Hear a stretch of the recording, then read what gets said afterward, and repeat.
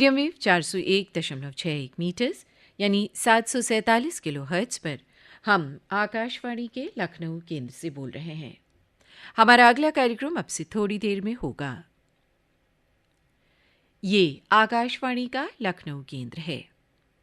پیش خدمت ہے اردو کارکرم۔ آج کی اردو بزم لے کر میں آپ کا میزبان سید محمد عمیر آپ کی خدمت میں حاضر ہوں۔ آداب قبول فرمائیں۔ سامعین، حکومتیں چاہے مرکزی ہوں یا صوبائی، ہر حکومت عوام الناس کو بنیادی سہولیات فراہم کرنے، غربت کو ختم کرنے اور سماجی و اقتصادی ترقی کو یقینی بنانے کے مقصد سے مختلف شعبوں میں بہت سی یوجنائیں، اسکیمز چلاتی ہیں۔ انہی یوجناؤں میں ایک اسکیم وزیر اعلیٰ اجتماعی شادی یوجنا بھی ہے۔ وزیر اعلیٰ اجتماعی شادی یوجنا حکومت اتر پردیش کی ایک فلاحی اسکیم ہے جس کا مقصد غریب اور مستحق خاندانوں کو شادی کے اخراجات میں مدد فراہم کرنا ہے۔ یہ اسکیم خاص طور پر سماج کے کمزور طبقوں، اقلیتی برادریوں اور عام غریب خاندانوں کے لیے ہے، جس میں حکومت اتر پردیش کی جانب سے ہر جوڑے کو اجتماعی شادی کے تحت 51,000 روپے تک کی عام طور پر مدد فراہم کی جاتی ہے۔ اس کی اہلیت کے لیے لڑکی کا 18 سال جبکہ لڑکے کی عمر 21 سال ہونا شرط ہے۔ اس اسکیم کے بارے میں مزید تفصیلات اور درخواست دینے کے لیے حکومت اتر پردیش کی ویب سائٹ یا قریبی سرکاری دفتر سے رجوع کیا جا سکتا ہے۔ اس کے علاوہ سامعین، اردو ادب میں بہت سے عظیم مصنف اور مصنفہ گزرے ہیں۔ انہی میں ایک نام سر فہرست قرۃ العین حیدر کا بھی ہے۔ قرۃ العین حیدر اردو ادب کی ایک مایہ ناز مصنفہ رہی ہیں۔ آپ اپنے منفرد انداز، گہرے موضوعات اور تاریخی بصیرت کے ذریعے اردو ادبی دنیا میں نمایاں مقام سے جانی پہچانی جاتی ہیں۔ آپ کی تخلیقات نہ صرف ادب کے سامعین کے لیے بلکہ تاریخ، فلسفے اور معاشرتی تبدیلیوں پر غور کرنے والے لوگوں کے لیے بھی ایک قیمتی سرمایہ ہیں۔ لہذا مزید آپ کی شخصیت کو جاننے کے لیے آج ہم نے اہتمام کیا ایک مقالے کا۔ موضوع ہے قرۃ العین حیدر اور ان کی لاجواب ادبی وراثت۔ مقالہ نگار ہیں محترمہ ڈاکٹر عشرت ناہید صاحبہ۔ اردو ادب میں جب بھی خواتین کی حصہ داری کی بات کی جاتی ہے تو قرۃ العین حیدر کی شخصیت بڑے ہی آب و تاب کے ساتھ ہماری توجہ اپنی طرف مرکوز کر لیتی ہے۔ وہ اردو ادب میں اس بلند و بالا مقام پر فائز ہوئی جس کی نظیر اردو کے علاوہ دوسری زبانوں میں بھی ملنا مشکل ہے۔ قرۃ العین حیدر کی خوش نصیبی تھی کہ قدرت نے انہیں ایک علم دوست گھرانے میں زندگی کی نعمت عطا کی۔ ان کے والد سجاد حیدر یلدرم اور والدہ نظر سجاد حیدر روشن خیال مصنفین تھے۔ ذہانت انہیں ورثے میں ملی تھی۔ محض 14 سال کی عمر میں انہوں نے انٹرمیڈیٹ اور 20 سال کی عمر میں انگریزی ادب میں لکھنؤ یونیورسٹی سے ایم اے کی ڈگری حاصل کی۔ جدید انگریزی ادب کی تعلیم کیمبرج یونیورسٹی سے اور آرٹ کا فن government school of art Lucknow سے حاصل کیا، اور پھر صحافت کی تعلیم کے لیے لندن کا سفر۔ اردو، فارسی اور انگریزی ادب کا گہرا مطالعہ، موسیقی اور مصوری سے دلچسپی نے ان کی تحریروں کو ایک نئی جلا بخشی۔ امپرنٹ اور السٹریٹڈ آف انڈیا میں وہ بحیثیت مدیر وابستہ رہیں۔ مختلف یونیورسٹیز، جامعہ ملیہ اسلامیہ اور علی گڑھ مسلم یونیورسٹی میں بطور وزٹنگ پروفیسر اپنی خدمات دیتی رہیں۔ قرۃ العین حیدر ہمہ جہت شخصیت کی مالک تھیں۔ انہوں نے ناول، ناولٹ، افسانے، رپورتاج، خاکے، ترجمے، بچوں کی کہانیاں وغیرہ لکھی اور ہر جگہ اپنی منفرد پہچان بھی بنائی۔ میرے بھی صنم خانے ان کا پہلا ناول سن 1949 میں مکتبہ جدید لاہور سے شائع ہوا۔ یہ ناول ان کے عمیق مطالعے اور گہرے مشاہدے کا عکس ثابت ہوا۔ اس میں انہوں نے شعور کی رو تکنیک کا استعمال کیا جس سے ان کی تحریروں میں ایک نیا پن اور انفرادیت پیدا ہوئی۔ ان کے دوسرے ناول سفینہ غم دل میں بھی یہی ٹیکنیک ابھر کر سامنے آتی ہے۔ یہاں ان کا کردار جو متکلم ہے ہجرت کے درد کو بیان کرتا ہے۔ وہ ہجرت کی المناکی سے خود دوچار ہوتا ہے اور اس کے سامنے اس موضوع سے وابستہ مختلف مسائل مختلف طریقوں سے سامنے آتے ہیں جن سے وہ گزرتا چلا جاتا ہے۔ 1958 میں انہوں نے ہنری جیمس کے ناول پورٹریٹ آف لیڈی کا ترجمہ ہمی چراغ ہمی پروانے کے عنوان سے کیا، جس نے ان کی تحریر میں ایک نیا نکھار پیدا کیا۔ اسی کے بعد ان کا شہرۂ آفاق ناول آگ کا دریا اپنی تمام تر تابانیوں کے ساتھ منظر عام پر آیا، جس نے بلا شبہ ادبی حلقے میں ایک تہلکہ مچا دیا۔ اس ناول کے ذریعے انہوں نے ہندوستانی تہذیب کو ماضی کے دریا میں بہاتے ہوئے بدھ کے عہد تک رسائی کروا دی، جو کہ ان کی عالمانہ بصیرتوں کی غماز تھی، جو زمان و مکان کے قید سے آزاد تھے۔ اس ناول میں ایک فلاسفیکل آفاقیت ہے، اس لیے یہ ناول سحر زدہ ماحول پیدا کرتا ہوا آگے بڑھتا ہے۔ اس کا کردار گوتم، جو کہ ایک طالب علم ہے جس کی زندگی کا آغاز جنگلوں سے ہوتا ہے اور آخر میں وہ ملک کی تقسیم کے المیے سے گزرتا ہوا نظر آتا ہے۔ قرۃ العین حیدر نے الفاظ سے ایسا کینوس تیار کیا ہے جس میں مختلف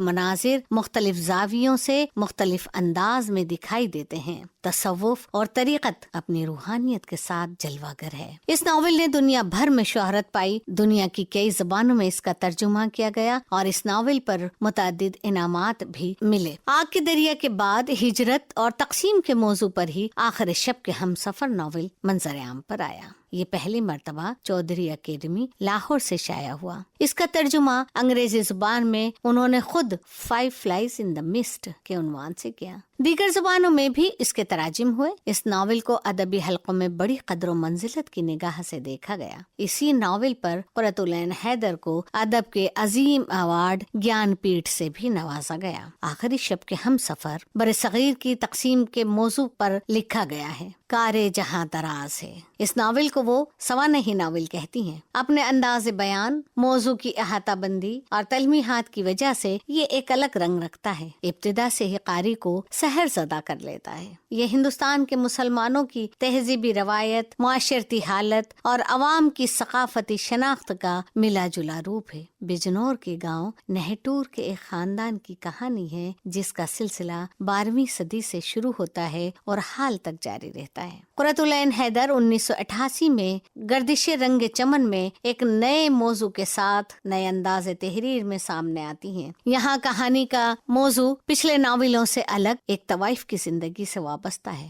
اور اس کے 5 پشتوں پر پھیلا ہوا ہے، جس کی ابتدا انگریزوں کے ہندوستان پر حکمرانی سے شروع ہوتی ہے۔ سماجی، ثقافتی، تاریخی واقعات ایک ترتیب و حسن کے ساتھ جلوہ گر ہوتے ہیں۔ ماضی اور حال کا تانا بانا بڑی خوبصورتی سے بنا گیا ہے۔ صدیوں کا فاصلہ لمحوں میں طے کر دینے کے ہنر سے قرۃ العین حیدر بخوبی واقف ہیں اور وہ اس ناول میں اپنے ہنر کا استعمال کرتی ہیں، جس کی وجہ سے ناول کی دلچسپی اور دلکشی میں اضافہ ہوتا ہے۔ چاندنی بیگم ناول ایک بے کس و بے سہارا دوشیزہ کی کہانی ہے۔ اس کے بعد ان کا آخری ناول شاہراہ حریر ایجوکیشنل پبلشنگ ہاؤس دہلی سے شائع ہوا۔ قرۃ العین حیدر نے ناولوں کے علاوہ 5 ناولٹ بھی لکھے۔ ناولٹ لکھ کر انہوں نے اس فن کو نئی جلا بخش دی۔ ان کے ناولوں میں جو پس منظر ہے وہی ہمیں ان کے ناولٹ میں بھی نظر آتا ہے۔ وہ اودھ کے زوال آمدہ معاشرے کی منظر کشی کرتی ہیں۔ ان کے ناولٹ سیتا ہرن، چائے کے باغ،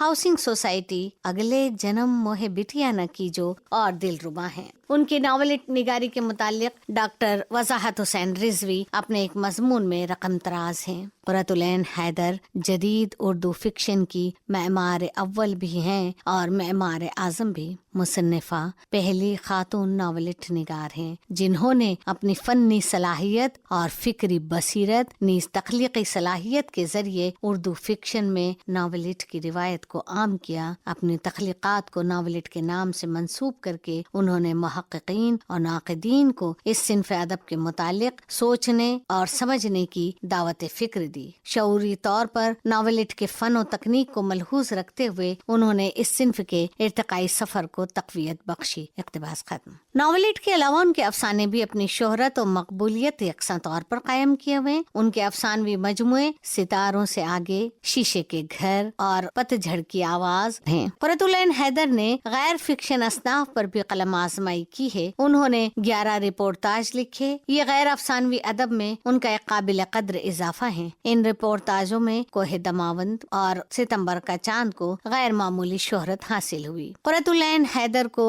اردو، فارسی اور انگریزی تینوں زبانوں پر یکساں طور پر عبور حاصل تھا. صحافت کے میدان میں بھی انہوں نے اپنے قلم کی جو لانیاں بکھیری وہ ممبئی سے شائع ہونے والے انگریزی جریدے امپرنٹ کی مینیجنگ ڈائریکٹر کے عہدے پر فائز ہوئی، جہاں انہوں نے اپنی تحریروں کے ذریعے صحافتی دنیا میں اپنی ایک الگ پہچان بنائی. ان سب کے علاوہ آپ نے بچوں کے لیے بھی کہانیاں لکھی. دوسری زبانوں کی کہانیاں اردو میں لکھ کر اس کے طفلی ادب کے سرمائے میں اضافہ کیا. بھیڑ کے بچے، شیر خان، ہرن کے بچے وغیرہ دلچسپ کہانیاں ہیں. قرۃ العین حیدر نے ادب کی مختلف اصناف میں جو کارہائے نمایاں انجام دیے ہیں ان کے باعث ان کی خدمات کا اعتراف کیے بغیر ہماری ادبی تاریخ نامکمل رہے گی.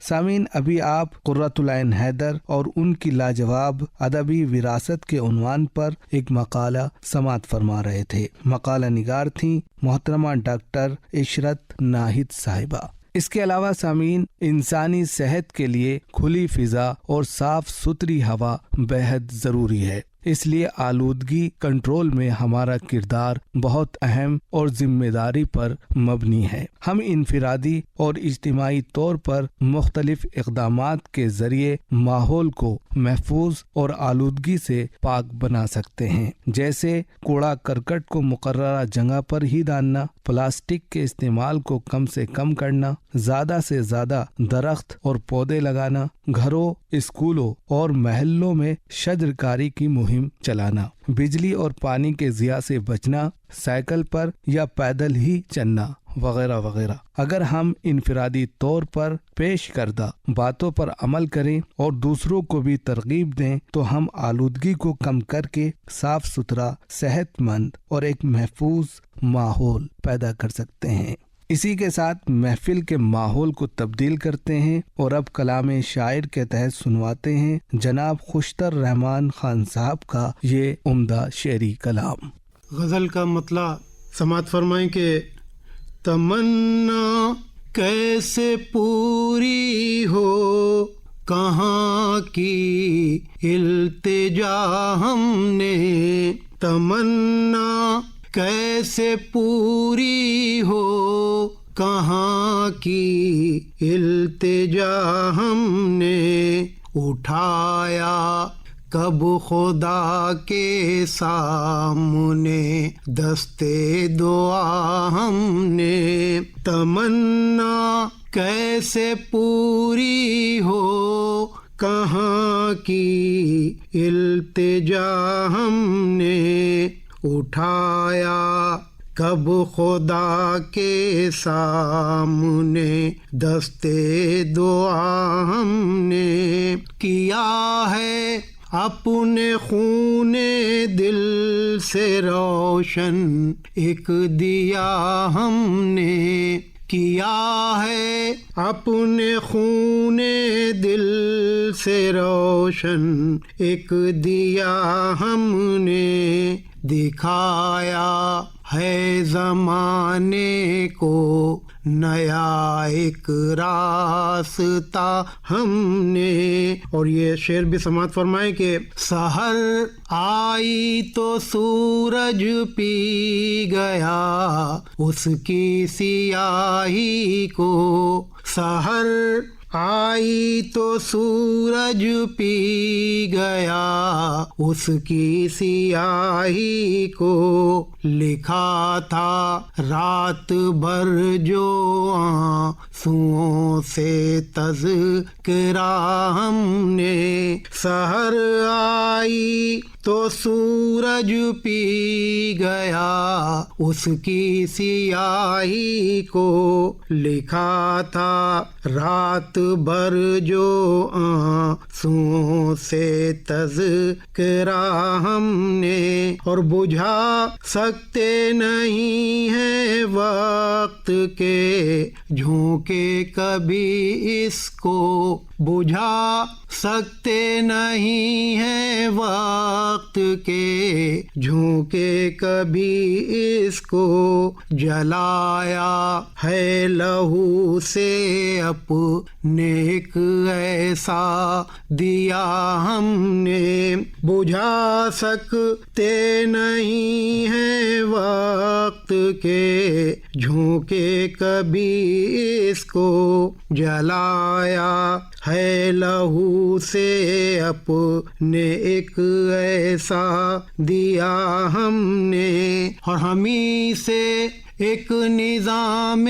زندگی قائم ہے اے خوشتر ہمیں سے ایک نظام زندگی قائم ہے اے خوشتر زمانے کو دیا ہر دور میں درس وفا ہم نے ہمیں سے ایک نظام زندگی قائم ہے اے خوشتر زمانے کو دیا ہر دور میں درس وفا ہم نے. ایک دوسری غزل کے چند اشعار سماعت فرما لیں کہ نہ وہ انجم ہے نہ وہ شمس و قمر جیسا ہے نہ وہ انجم ہے نہ وہ شمس و قمر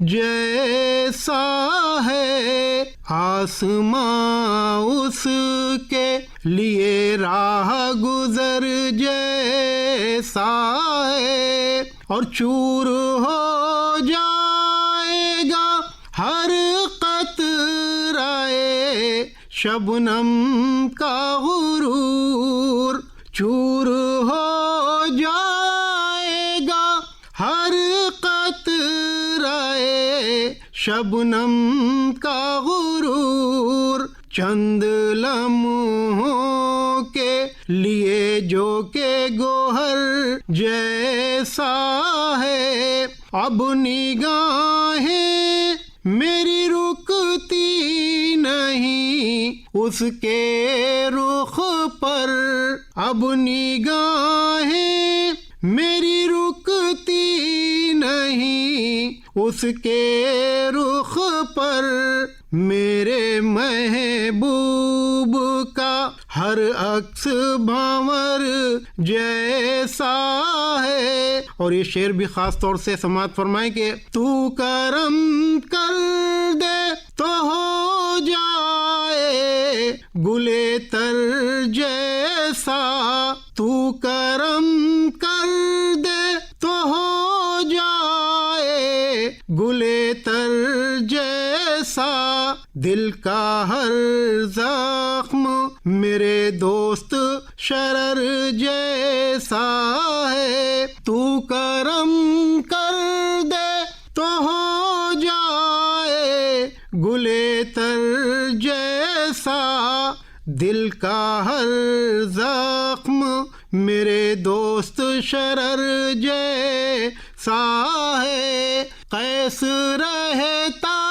ہے یہاں ہیر بھی لیلا بھی یہیں قیس رہتا ہے یہاں ہیر بھی لیلا بھی یہیں دل میرا ایک محبت کے نگر جیسا ہے اور اس سلیقے سے وہ چلتا ہے کہ ٹھوکر نہ لگے اس سلیقے سے وہ چلتا ہے کہ ٹھوکر نہ لگے ہے تو نابینا مگر اہل نظر جیسا ہے اس سلیقے سے وہ چلتا ہے کہ ٹھوکر نہ لگے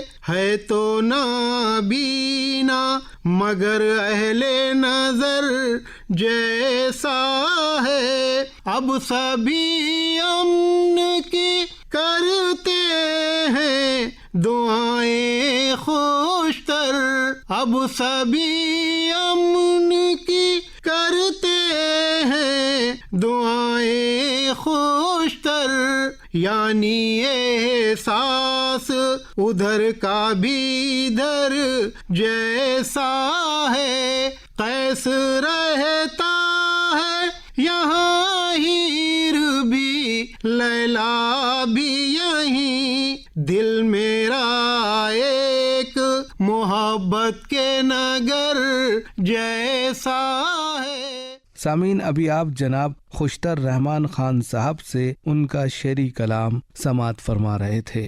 اسی کے ساتھ آج کا اردو پروگرام یہیں پر ختم ہوتا ہے۔ اپنے میزبان دوست سید محمد عمیر کو دیجیے اجازت۔ آداب۔ اردو پروگرام ختم ہوا۔ میڈیم ویو 401.61 میٹرز یعنی 747 کلو ہرٹز پر ہم آکاش وانی کے لکھنؤ کیندر سے بول رہے ہیں۔ پرستت ہے لوک گیتوں کا